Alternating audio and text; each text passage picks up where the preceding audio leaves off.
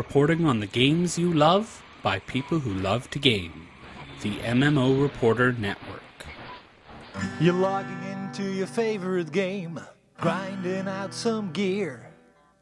A couple of points added to your stats, and you have a virtual beer.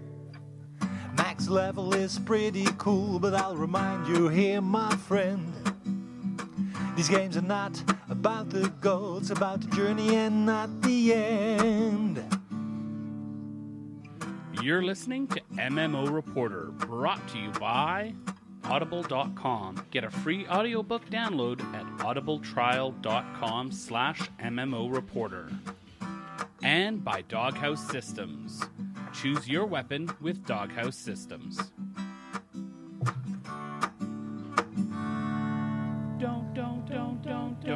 Don't forget about your ults you need to cherish. Each and every little character you've got, no matter what level they're at. Don't forget about your ults you need. Hello everyone and welcome to another episode of MMO Reporter. This is episode 288. I'm Chris and I'm joined as always by the ever so affable Mr. at MMO Bill. Hello Bill. Good evening. I am alive, as people might not entirely believe by the time we get to the end of this show, but yes, I am actually alive. This is going to be rough, not because of any other reason other than we're both absolutely swamped in life, and we are slowly treading water, trying not to drown, while still podcasting. Would that be an appropriate way to put it? Yep. That's probably just about nail on the head. Yeah. So this may be a little low energy, but we're here for you because we love you guys. You're fantastic. We're mellow. We're mellow. We're gonna go through. We're like Lionel Richie, like Lionel Richie and Adele. If we start to snore a little bit, we're sorry.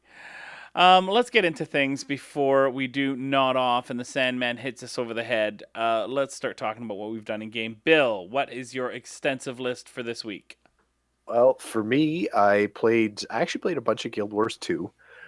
They actually added a sneaky little side quest into Guild Wars 2 in a patch. I believe it was actually 2 weeks ago now. You remember, you finished Heart of Thorns now, right? About that, like the story quest. So, about that. Oh, come on! You know, it's almost 2 years old, Chris. Did you know that it snowed here today? It's really hard to. Almost getting. I think this is getting outside the statute of spoiler limitations. You can go ahead and talk about it. Okay, so. You have this sword. I'm sorry. I'm really sorry. You should feel bad. I am disappointed. You better get Archway and Core Stars done faster than you did this mess. I'm telling you. We'll get to that in a minute. But first, for those of you that have done Guild Wars 2, you know what? No, I'm not going to spoil this. Let's suffice to say, for those of you that haven't charged through the Heart of Thorns story yet or haven't got to the end of that, there is item quest that you can do that's in the game now that it actually gives you an ascended weapon, which is normally a very big deal to craft. Like normally crafting is the only way to really get one, and it's a lot of materials, a lot of gold, very expensive. But this way it's a fairly long quest chain, but it wraps up the story of Heart of Thorns very nicely. So there, like when you actually played through it, and I'm again without spoiling, there's a couple of questions left hanging, a couple of what ifs. Like, wait a sec, that can't be the end. There has to be more that the living story hasn't really addressed yet. So the new, this new patch that came out, it wasn't even the big living story patch or the big balance patch. It was just kind of an aside, or actually, pardon me, no, it came in with the balance patch. It was a little bit of a story add to the balance patch, and they didn't make a big deal out of it, but it's fun. So I spent a couple days running through these quests and finished it, and I feel like the ending of Heart of Thorns is more complete now. I'm feeling better about how it ended. So first of all, finish Heart of Thorns, Chris. This is like homework now. This is getting embarrassing. Yes, dear. Yes. Why I oughta. Yeah, exactly. To the moon, Chris, to the moon. And yeah, and then once you do that, do yourself a favor even before you start. Cause, well, actually, you've already done the Living Story 3 stuff, Yeah. so this might have already been spoiled for you anyway. But yeah, anyway, finish Heart of Thorns. Do this little side quest. You'll know exactly what it is as soon as you see it, and you'll be happy. You will enjoy Guild Wars 2 story even more after you do this. Okay. So anyway, so that was fun. I've also been doing a bunch of World of Warcraft. And when I say a bunch, I wouldn't say a bunch. I'm still chunking through. We're doing our weekly dungeon run. I did set my own personal record for Mythic level. We did a Mythic 7.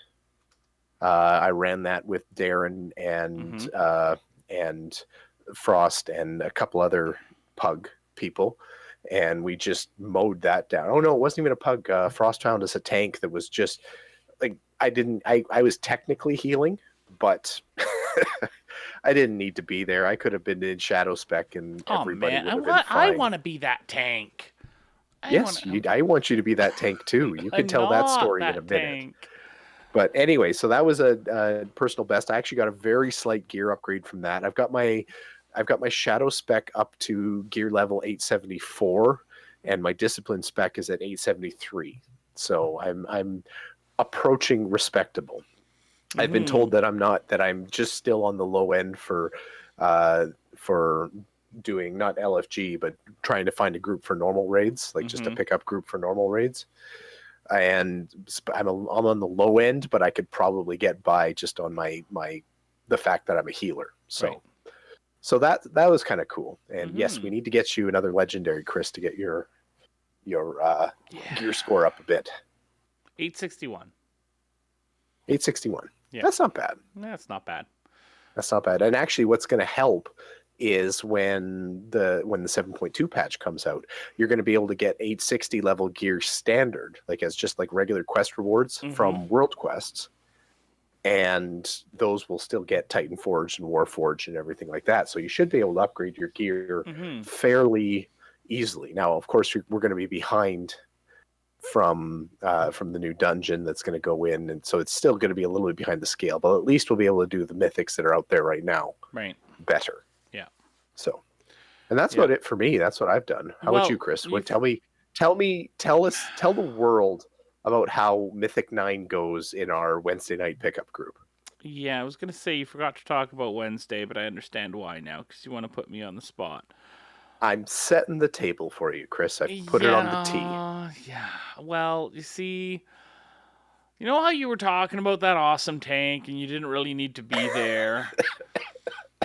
and just to mention, I'm the tank for our Wednesday night group, and I'm not that tank at all, and we probably could have used someone like that tank when I was going into that +9. What is it, Vault of Wardens we were doing in WoW? How's your DPS gear? Not like way lower, right? So no better on DPS. So we went into a +9. Dan's like, we could do a +9. We're totally good enough. And we're like, okay, Darren, here we go. And we've decided that we're totally going to blame the monk who dropped out after we wiped on the first few trash pulls, like what? Yeah. 7, 8, 9 times on the first 2 trash pulls? Something like that, yeah. To be fair, that monk wasn't exactly pulling his weight or her weight. Yeah, but I don't. Yeah, we know our limit. 9 is past our limit. Yeah, so much past our limits. So much. It was painful.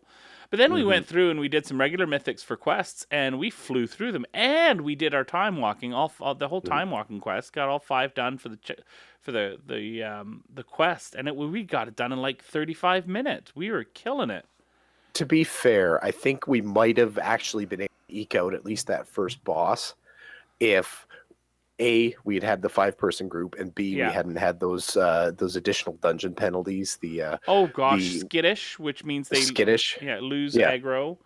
And where and don't they gain damage or something like that whenever you kill one? Bolster. Yeah, they give Bolster. a Yeah. it's like an AoE buff out to the enemies around them when you kill them. So we'd be sitting there in the fight. It starts off nicely. You lose aggro from time to time, and somebody else gets whacked, including me. But it's okay. We're getting by. Yeah. And I throw a heal over on somebody else who All just right. got knocked down, and Yeah. all of a sudden you're dead. Like Yeah. 1, Yeah. 2, dead. Yeah. Yeah. It didn't go well. No. I think no. No, but Not it's at all. like I said, educational. We know our limit. This is good. But we got to do a whole bunch of Mists of Pandaria because for those of you who don't play WoW, Mhm. the time walking feature is the ability to go back and play dungeons from previous expansions and get current gear for it. So we Mhm. went back and we did the time walking dungeons because there's a quest every couple of weeks to go back and do 5 time walking dungeons from a specific era, and this one was Mists of Pandaria, which I never actually got to level cap on. Cataclysm and Mists are the only ones that I'd never got. Oh, and I know I was level cap for Burning Crusade, but only at the very end before Wrath came out because I was getting ready for Wrath. So that's the only reason I got level cap there. But yeah, we got to do a bunch of those dungeons, and it was fun. It was Yeah, enjoyable. it was good. And I Yeah, got some more. definitely felt a little bit better self-esteem at the end of that. Oh man, did we ever! And I jumped into the Heroes of the Storm a little bit. Wanted to get up to level 20 to get my pet in WoW. I forget what his name is. Not Mr. Bones, but something similar like that. It's a little Mhm. golem pet, a little dead guy. He's pretty awesome. Cool. So yeah, that's and I enjoy Heroes of the Storm. Although I'm trying to get, I when we were leveling for that, play with friends, get the mount thing. I was looking at the ranked ladders and stuff like that. I'm like, oh, I should level heroes so that I can try the ranked ladders. And I have to get 14 heroes to level 5. I'm like, nope, not gonna happen. I don't like the game that much, but I think I enjoy it more than you do, which is not at all. It's great when I'm finished farming for a mount. Yeah. So I played Heroes of the Storm. I want to thank all of our patrons. We are very happy to have all of our wonderful patrons supporting the show over at patreon.com/MMO Reporter. I'm just putting together a little special box with a few extra things in there for our first ever editor tier patrons. So you get some stuff from if you go editor or senior editor tier of backing for our Patreon campaign, you get some stuff from the swag closet that we've gotten from PAX's past. And Cool. so I'm putting a few extra things in there for our first editor level editor tier backer. So really appreciate him and doing that. And you, if you want to join and help keep the lights on here at the MMO Reporter Network, go to patreon.com/MMO Reporter and check out our Patreon campaign and help support what we do to make all the shows that you love. Oh, I can't keep going. No, I can't keep going. You know why I can't keep going? Because I didn't mention what the chat room's doing. Because I'm kind of a jerk. Hey, sorry, chat room. You are awesome people. By the way, as I start to mention this, if anybody wants to jump in and say what they've been doing there, I've got Gumps Gang and a little bit from DJ Pimp Daddy that I'll mention. But if anybody else, Mr. Phantasma over on YouTube or anything like that, wants to mention what they've been playing, we'll mention it here at the end. Gumps Gang has actually, and he mentioned this on our Discord the other day, but jumped into Revelations Online, which we've been talking about for the last little while. So said that it's fun, as long as you are the type of person that likes to figure out the complex systems, and most of the help menu is still in Chinese. I remember some of the stuff from Skyforge was still in Russian when I started playing that, and that was always interesting. And Gump's Gang's also been playing Lotro and Star Wars The Old Republic. DJ Pimp Daddy is thinking about starting up Lotro again, especially now that we're getting close to Mordor, but he tends to be staying in solo, sort of, how did he put it here? Solo finite games these days. And then Mr. Phantasmo is currently doing some deeds in the Shire. So that is what our chat room is doing. By the way, gotta say, speaking about Lotro and single player games, the Shadows of War Have you heard about that, Bill? Tell me you heard about it. No. Oh Oh my yes, of course, god. yes. Oh, yeah, Yeah, Shadows I of did. Mordor, right? Took me a Expansion. minute, but yes, I that Yeah. was that was the one that was inelegantly spoiled by, was it GameSpot that had their ad up too early? Yeah, I think so. Yeah. Yeah, yeah. So anyway, I'm excited. That's probably one of the, actually, you know what? I'm going to go ahead and say that's the best single player game I've played in many years. Well, and it Nothing better. looks like they're taking all the best parts of the first one and adding to it. So that's exciting. Which Of Shadows. never ever Yeah. goes wrong. Right, exactly. Yeah. All right, now I guess we can move on to the news. If you only knew how easy it can be to pull the boss from me, more than deeps is all you have to do to make the raid. Then you wouldn't have to say that you. I've always wondered, Bill, when the MMORPG industry would finally get into the world of VR. And Bill, I have to say, I think it's starting to happen. There's a game called, oh, I need to mute that volume. There's a game called Orbis VR, which is currently on Kickstarter, but it's a very low. It's already met its goal. It's only got a couple days left. It's a very low goal of $10,000 because most of it has already been completed, and it just needs a little bit of a cash infusion to get it done. That both excites me and scares me because if it's a scam, it's a great way to run it. But I don't think this is the first, what I think is the first room scale VR MMORPG. So this is going to be in a world. It looks a little bit like a voxel EverQuest here, a very basic world. But what I notice about some of these simple games too nowadays, especially VR games, is that while the graphics themselves may be quite simple to deal with the limitations of VR currently, the worlds are expansive. The draw distances are great. It doesn't feel like, what EverQuest was like when it launched, right? Yep, and that's, I think that's okay at this point. Like Yeah. VR doesn't need to be graphically over the moon or anything like that. Like this, if what VR needs to accomplish is basic gameplay that's smooth and engaging without making you sick. Mm-hmm. And I don't know. I mean, again, or not again. I say again because I've been wishing for a decent VR setup for a long time, and I just don't have the PC for it. I don't Right. have obviously the VR setup or anything. But that's kind of the dream. Now, the video playthrough here is smooth and that kind of thing, and yeah, it looks appealing. But I think the biggest thing is the whole thought of the like, Ready Player One suddenly seems just a little bit more realistic now. Yeah.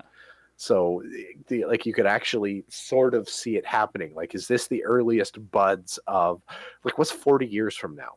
Like, you think about like the game itself. You look at it here. I'm curious to play something like this or see something like this succeed, mainly for the historical value of it. I can't say that it looks like an interesting game to play, don't get me wrong.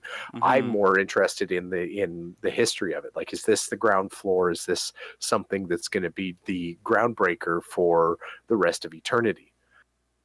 Mm-hmm. Like 40 years from now, is somebody going to write a history book on the virtual reality revolution and how, and maybe this one gets a paragraph on Wikipedia or whatever Wikipedia plus 40 is or something like that. I don't know. It's a fun thought game to play, to kind of watch the video, think about Ready Player One and other books like that or other stories like that, and wonder, is this where we are? Mm-hmm. Gumsgang Or where we're asks, going, is this on sorry. Commodore 64? It is better than Commodore 64. I'll give it that. Yeah. I'd say it looks like I don't know, You know, Nintendo 64 level well, type graphics. the textures and the character models and stuff like that are kind of there, but you Mhm. just get like the frame rate is way higher, and the draw distance is way further. Yeah. DJ Pimp Daddy in the chat room says VR MMO, aka trying to play Trove while drunk as fuck. I didn't Yeah, finish that, so I don't have to bleep it. that's fine. Yeah. So it is a full-fledged game. There's 4 classes: the Ranger, Rune Mage, Musketeer, and Warrior. They're going to launch with several dungeons, 5-person dungeons, and they're going to start working on the first raid, a 10-person raid, after launch. At launch, there's going to be 3 crafting professions: alchemy, artificing, and fishing, and they're shooting for 100 players per zone for their social environment. So Wow. that's very ambitious, the whole It is, I thing. think. Yeah. Now, clearly we're still, like I've mentioned it before, clearly we're still in the tech demo stage of VR gaming here. Like this is This not doesn't a look like a tech demo, though. It looks it like a full game. it does look tech demo-y Oh, to me I still. It disagree. looks it's moving further on the spectrum in my mind, but this still does look like like somebody saying, what can we do with VR? Let's make an MMO. What's that? What's the template for what an MMO would look like in VR? Well, And that looks like what they've drawn here. And this is fine. I'm not even criticizing that because this is somewhere where the industry has to go first. And but somebody had to make this step. So I really hope that this actually is a significant landmark. then I guess EverQuest was a tech demo too. In a way, yes. It probably started off as very similar. Well, you think Mm. about it. I mean, it was at the earliest stages of MMOs back in those days. Uh, Connectivity was a nightmare. Like if you could do an entire 4-hour play session without getting disconnected, that was a great play session, and it wasn't normal. So yeah, like they clearly they built stories and they built a very robust franchise and everything like that. But the earliest days of EverQuest and getting into certainly Ultima Online, this was basically seeing, well, geez, what can we do with the internet? Chat room agrees with you, Bill. I think you're wrong, though. This Well, of doesn't course look you like a. do. I was thinking, oh, a lot of VR stuff is still feeling tech demo-y. This totally doesn't. I was It so. it it's not as demo-y as it was 2 years ago. This is, it's like I said, further along the spectrum, but it is still, again, this is like the earliest concepts. We're still imagining what VR can do when we're looking at this. This is not an over the top deal breaking VR experience just from looking at it right now, but it's further along the spectrum and it's really exciting for where it is on the spectrum, Yeah. especially for a lightly funded $30,000 Kickstarter. Like if Mhm. they can actually produce what they've got in their demo here for what they've pulled in on their Kickstarter, first I'll be stunned, Well, and no, then I'll be no. amazed, Like I and then I'll mentioned, be they've already funded most of the game. They're just looking for a cash infusion to finish things off. still. I don't know what Yeah. they're going to finish for for 27 grand. I mean, a lot of game companies won't even get out of bed for $27,000. I'll get in bed for $27,000. Yeah, Anyways, moving along. well, we found Krista's line. All you Patreon people out there, I guess with the ultimate. Oh man. But DJ Pimp The Daddy has a ultimate good point too. patron bonus. Are you gonna grind through a raid with a VR headset on your head and it's room scale, so you're standing for hours and hours at a time? Does that I'm sound? okay with that. Yeah, but the VR headset can get very sweaty. Well, yeah, but you take a break. Like, Imagine the neck that's the other damage thing, people too. will report that next day. And that's Chat room just, says. I mean, I hate to go back into grown-up mode here or anything like that, but I mean, that's basic ergonomics. You need to stand up and take a stretch and move your head and everything like that once in a while. And if you're not doing that, then you're doing it wrong. Yeah, but it's room scale, so you're not standing up. You're staying standing that whole time for that Yeah. whole raid. Well, geez, It wouldn't be a bio break. It It would be a sore foot break. Hey I guys, don't my know. feet are sore. I There's- need to sit down for a minute. Probably a ton of people listening to this podcast like that right now saying, geez, I do that every single day at work and I survive just So fine. then they want to go home and do that all night. Do you know anyone who is on their feet for their entire day and then wants to go home and be on their feet moving around for another 4 hours? Well, to be honest, actually, Yeah, yeah, I don't. yeah, there are certainly people. That's maybe not the majority. I'll give you that, but there are certainly people out there that are okay with that. All right. Well, I think it's interesting. We'll have a link to the Kickstarter in the show notes, and I can't wait to see where this ends up. Yeah. So speaking of Kickstarter, we're looking at other Kickstarter success stories here. Crowfall, one of the bigger Kickstarter success stories, is actually moving further along its development scope. Anyway, that was a terrible transition. I feel bad. Crowfall is announced that they are very, very close, and so it's not really an announcement, I guess, to having 24/7 running live servers. So they're in alpha right now. They're still early. So this is not a done game by any stretch. We've set that up. That feels like 100 times on this show, but this is a big step. So basically, we're going to be getting to the point where people will be able to log in to Crowfall and expect it to be up. They don't have to mark their calendars for test weekends or anything like that. It's actually going to happen. Now, they say that they're aiming for about probably a couple months for it to happen. So I'm thinking probably summertime before it's actually going to happen. But that's a big step, I think. What do you think, Chris? That's huge. I know you in particular have been sitting on alpha access for quite a while, but you've been having a really hard time actually scheduling playtime because it's very much on their schedule, not yours.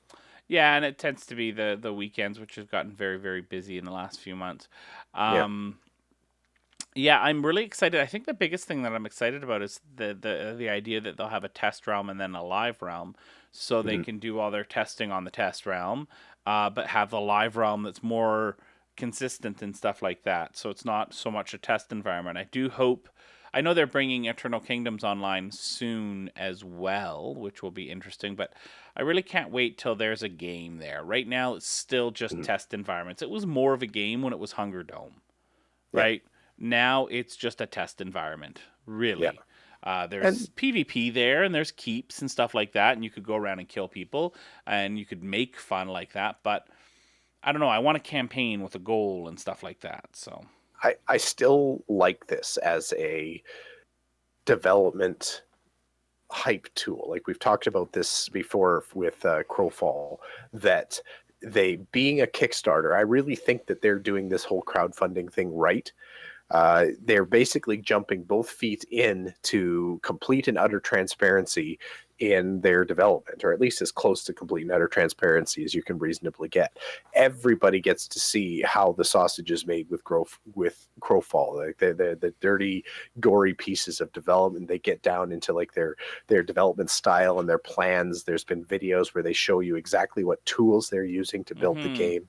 And this is, I think, just another piece of that you actually get to see. This is what game development is like. And if Crowfall actually goes the full distance and makes a big mark on the MMO landscape and that kind of thing, think of how many game developers are going to be inspired by this, by actually being able to not only just dream about making games in air quotes there and how awesome it would be to create a fun experience, but they actually get to get an image of what it's like to go from idea to concept art, from concept art to a working world, to a persistent world, to test and see all the testing phases and the work and the balance and stuff like that. Like this is different. Like this is not, we can't paint this game or this development process the same as you would say a World of Warcraft expansion or another new MMO that's developed in-house, like whatever Amazon's making or anything like that. Like this is 100% different. You can't even and it's apples to oranges too. You can't even put them beside each other until you get to the end product. But to me, this is just a more and this is a bit of the geek in me too, where I like to kind of tear things down and see how they work and that kind of thing. To me, this is just, I've always found this so appealing, and I know some of that stuff has been kind of boring for you, like the whole process, nuts and bolts stuff isn't hasn't been as exciting for you, but those kind of makers, and that's the thing. That's why I'm wondering about the inspiring the next generation of game developers, the people like me who really like to tear things down and tear them apart and everything like that. They get to see this in the context of the games that they love to play. Who knows what they're going to come up with? Like that's another exciting. I'm just totally looking off into the future now with this week's show. There's so many. The next 10 years are going to be amazing. Future's so bright you got to wear shades. Yep. Yeah. No, I'm talking about the future, not 30 years ago, Chris. Think about that. That song Shut up. is 30 years old. No. I don't want to hear you say that. When that song was new, Belle, equivalently aged songs were from the 50s. Don't. No. I dislike you right now. Also, we are old. Did you mention the packages? Old, Sorry, we old, didn't mention the old. packages yet, have we? April 1st, 27 packages will go away. 2017 Yes. packages. So if you want to buy a package that's got beta 2 access or anything else that's appealing in the packages that they were offering through 2017, get there before April Fool's Day because they're going to go away. And any new packages that come up after April 1st are only going to grant beta 3 access at the soonest. So you're not going to be able to get in day one on April 1st anymore. There's not going to be any packages that buy you game access. At least that's how I was reading it. Is that what you were getting from it too, Chris? Kinda, yeah. I really like how they've been doing these packages, and that they kept on selling the packages after the Kickstarter was done, but every successive year, the packages have been had less and less in them. I still feel like they are a worthwhile endeavor, a worthwhile chunk of money, but it is rewarding the people who went in early with better stuff, right? Like I've got on my package, I've got 7 years of VIP access. Mm-hmm. Right, like that they just didn't offer that again. So it is a way to get in for the same amount of money. You'll get less on April 2nd than you did on April 1st. So and let's put the caveat on there too that it is a big risk to get in that deep on a kickstarted game. Like you could have it was altogether likely that you could have been eating those 7 years of VIP access as just. Nah. And I still, I don't think nothing. Like they wouldn't have been worth anything for a game that was basically dead. So the early access people, like the Crowfall is definitely the exception to what you see on Kickstarter. So invest wisely and that kind of thing. But it is very nice that the people who did have a lot of faith and wanted to jump in early and really got the Crowfall devs through the toughest part of development, which is building that initial funding base and getting a good idea off the ground, they're getting a reward from it too. And I think that's entirely appropriate. So that's good. Yeah. Although my package now, if I sell it through one of the authorized sellers, is worth at least twice as much as I paid for it because of everything that's in it. I can either unbundle it and sell the parts, or I can sell the whole thing for, I think I saw one going for $1,000. Oh, wow. Yeah. So yeah, I'm not planning on it, but I could. Okay. You could. Let's. Anyway, anything else you want to add? Piece of that just very quickly. The last piece of that is that anyone who does have beta 2 on a package that they've already bought will be added to the alpha testing, or will be pre-alpha eligible to play by the end of March. There you go. So, including yours truly. So Yay. I'm sort of excited about that. Yay. And it is pre-alpha, by the way, not alpha. Is it still a pre-alpha? They're waiting to give it the alpha label once they start. My guess, they haven't said exactly this, but my guess is that once they have actual campaigns and they have a framework of a game, that's when it's alpha. Right now, when they're still building components of what will go into the game, it's pre-alpha. Gotcha. Does that make sense? That totally makes sense to me. So, okay, let's move along to our sponsors, shall we? Mm-hmm. Audible, go to audiblepodcast.com/MMO Reporter for the world's best audiobooks. You want an audiobook? Go to Audible and you will be happy with what you get. Help us out by going to audiblepodcast.com/MMO Reporter on your way there. And hey, you'll get your first month free. And of course, our friends over at Doghouse Systems, go to doghousesystems.com, use coupon code MMO Reporter, and they're going to add a free SSD to your purchase. SSDs are awesome. You want one, get one in your computer from Doghouse. Doghousesystems.com, coupon code MMO Reporter, because we like to support our friends over at Doghouse because they are the best boutique PC makers. Yells out of mana. Pull that world boss out of party. Run through trash, you'll be sorry. Take a bio break without announcing. They may not rhyme, but they're quite possibly dumbest ways to die. Dumbest ways to die. Dumbest ways to die.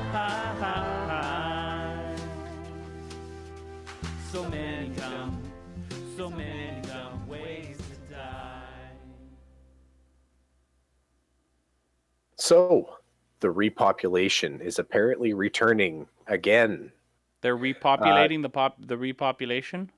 Exactly, yeah. So, that's exciting, I guess. So, the repopulation, we've mentioned the history of it on this show several times before. It's been up and it's down, and it's gone through drama from different developers, the property kind of changing hands. We won't rehash the whole thing because we could do a whole podcast. But someday, there's probably going to be a podcast just for the repopulation, just to go through the history before you even play the game. But anyway, we won't redo all that. Anyway, for those of you that have been kind of following drama and still like the idea of what the repopulation can do for you, it looks like they're going to be reopening the servers up on the 12th of March, which is like 3 days away from when we're recording this podcast. It's probably going to be up by the time this podcast hits the internet, so keep an eye out for that. But we'll have a link in the show notes to the blog post announcing that, as well as a link to the Discord server for the community to jump in and chat and discuss all things repopulatory. And yeah. Oh, yeah. And it's going to go on sale too, apparently. Yeah, on the 19th to the 26th to celebrate it coming back online. That's curious. I've never actually seen a sale announced ahead of time. Like, say, don't buy it now, buy it in 2 weeks when it's on sale. I think it's more that letter was meant for current backers, so it's like, hey, by the way, we're going to have this sale at this time for when you want to get your friends into the game. It's going to be on sale here, so you can convince them to buy it when it's cheaper.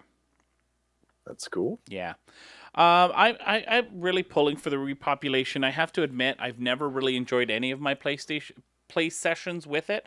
It's a little too sandboxy for me, and I never really got into the whole game systems or anything like that. It felt really a lot like Project Gorgon, actually, which I also didn't find to be the most fascinating thing ever. Mm-hmm. But yeah, if you're interested in the repopulation, you're a prior backer, and you're looking for an opportunity to get back in, that's going to happen really soon. If you are a collectible card game fan, computer collectible card game fan, The Elder Scrolls Legends has now launched on PC. So that's pretty cool. They will also be adding an iPad version on March 23rd, Android tablets in April, Mac OS in May, and mobile phones in early summer. So some great ways to play The Elder Scrolls Legends. I haven't played it yet. I'm curious about it. I like Hearthstone, but I like Hearthstone because it's easy to learn, difficult to master sort of thing. If this has too much complexity, like I don't love Gwent in Witcher because it's a little bit more complex. And if this has that as well, then hey, sorry, not for me, but we'll wait and find out. And any thoughts about that, Bill? Are you you don't really love Hearthstone, do you? Either? Not really. Well, I didn't hate it, but it never really captured my attention like it does for some people. Yeah. and then whoops, I was off mic there for a second. And then Ooh. ArenaNet and We Love Fine are partnering for some Guild Wars 2 merch. You can go and check out We Love Fine's site. We've got the press release here. You can see some of the stuff that they have available. But the coolest thing, I think, is that you're going to be able to submit your own designs and then get a cut of the profits from the shirts that are made. So if you have a really great design that's going to transfer great to a t-shirt, then you're going to be able to submit it, and it will go on a shirt or a hat or something like that, and you will get a cut of the profits. I think this is absolutely fantastic because there are so many fantastic Guild Wars 2 fan artists out there. I love their stuff, so this is a great opportunity. You've got a favorite one, don't you, Bill? Well, yeah, that and my wife is in love with Aurene, so the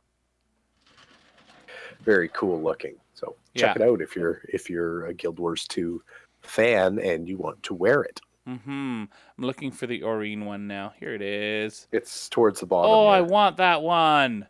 It's pretty good. Eh? Oh The my sleeping gosh. Aurene. No, not the sleeping Aurene. I got the little crest one that was there. Oh, go further down. Okay, I'll go further down. Guild Wars 2 shop. Where's the sleeping Aurene? Sleeping Aurene, where are you, sleeping Aurene? I went all the way. Then you Is it a scrolled shirt? over it. It's there. Yep. It's art by. Oh, where did it go here? Where did sleeping Aurene go? Oh, it's different. That's weird.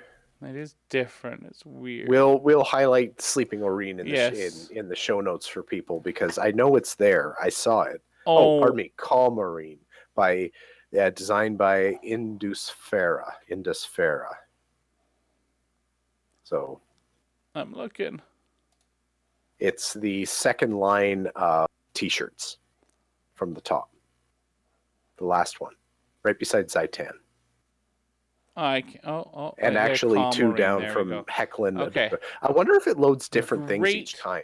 Great radio here, by the way, for those of you Oh, listening yeah. to the audio version of Look the podcast. at that thing that I could see that you Yeah. could listen to. Yeah, sorry. Anyway, look for Cool Hecklin, stuff. Adorable Aurene, and Calm Aurene. They're Yeah. both, they have very difficult to handle cute factors. Very, very difficult to handle. So if you like that sort of stuff, go check it out.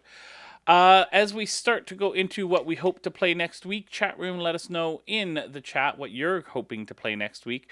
Again, this is our wish list. This is what we want to play next week, not what we will most likely play next week. I'll start since I usually go last for the start of the show.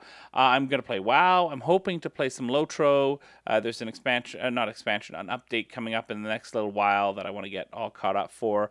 Some Crowfall, and I think mostly I want to play SWTOR because I've got the computer now. I've been meaning to finish up the expansions, and I just haven't done it yet, and I'm dying to find out what happens. Isn't that cool that I'm dying to find out what happens in an MMO storyline? It's not always the case. Usually it's meh. Yeah. Speaking of, what's your homework? SWTOR. Not Court of Stars and stuff. Yeah, you're doing it wrong. I'm going to be disappointed again next week. Probably. All right. What are you going to do next week? For me, I've got some more World of Warcraft chunking to do. I'm actually trying to farm up a bit more money and see if I can carry myself through the summer with WoW tokens and everything like that. So far, it's going pretty good. I am excited about Crowfall. I'm going to see if I can get into the test this weekend. And I'm under the weather. I feel like this weekend I'm just going to completely mellow out and zone out. I'm going to fire up Civ 6 and just take over the world. Nice. Yeah. I've gotten in the last couple of Humble Bundle monthlies. I've gotten Total War Warhammer, which I'm dying to play, and XCOM 2, which I'm dying to play, but have no time to play. Silly life. Yeah, stupid. Gumsgang, paychecks and everything. I know. Gumsgang's going to play Revelations Online, Lotro and SWTOR, Casual Hardcore. on YouTube is going to play Guild Wars 2, Lord of the Rings Online, and GTA Online. Mr. Phantasmo is going to do some Lotro. GTA Online, right? Like, I know everyone's Yeah. on. I spend too much time on Reddit watching people do awesome stunts Yeah. on GTA Online. The problem is I always get ganked when I go in there. Yeah. And I die. Horrible deaths. Horrible, horrible deaths. You probably deserve it. Well, probably is the wrong word. Is this the first podcast that's happened on the internet in the last 2 weeks? People weren't talking about playing on their Switch? Oh, dang it. Yeah, I don't have a Switch. I want to have a Switch. I want to play Breath of the Wild, but I don't either. we need to increase those donations if we're going to get that streaming on the show. It's funny. I've been sitting at my desk doing my work, and there's just people walking by left, right, and center with the new Switch that they picked up downtown on launch day and that. And I'm looking at it like, oh, I wish. Yep. Okay, so that is what we're hoping to play next week. Bill, if people want to get a hold of us, what are the ways in which they can do so? Well, I'm going to recommend that you head over to our website over at MMO.com. Email us at mmo.reporter@gmail.com. You can visit us on Facebook at facebook.com/MMO Reporter. You can tweet at either of us, either at MMO_reporter for Chris or at MMO Bill for yours truly. You can give us a call at 616-666-6778 and let us know what you think about anything. We just love hearing from you. Let us know. Let us know how you're doing. You know, you never call anymore. We're worried. Hello. Sorry. Is it me you're looking for? Can you hear me? That could be I great, can man. see it in your eyes. We go. Keep going, Bill. I can see it in your YouTube at youtube.com/MMO Reporter Network. Thank you. Patreon over at patreon.com/MMO Reporter if you'd like to hear us sing a bit more. I think whenever Chris tends to get a musical spike in him every time there's a Patreon spike. So just saying. Thank you for all the lovely people who have got Chris singing in the past, though, and in the present, with our brand new tune happening soon. And finally, if you're not a Patreon kind of person, head over to mmoreporter.com/support. Awesome. Well, thanks, Bill. That was a lot of fun. Yes, Good show. Great. Yes, thank you. Happy Thursday. Happy Thursday. And thanks to everyone for coming and hanging out with us. We sure appreciate it. We're glad that you came and discussed gaming MMOs with us. We really appreciate the fact that you either came live, you watched it on YouTube, you downloaded the podcast, however you may consume the show. We hope that you come back next week. But of course, most importantly, we hope to see you in game. Don't forget about your ults you need to cherish. Each and every little character you've got, no matter. Thanks for watching the video, everybody. Don't forget to check out all the other podcasts at MMOReporter.com or by clicking on any of the links here. And please check out our Patreon campaign at patreon.com/MMOReporter. Thanks, everyone, and see you in game.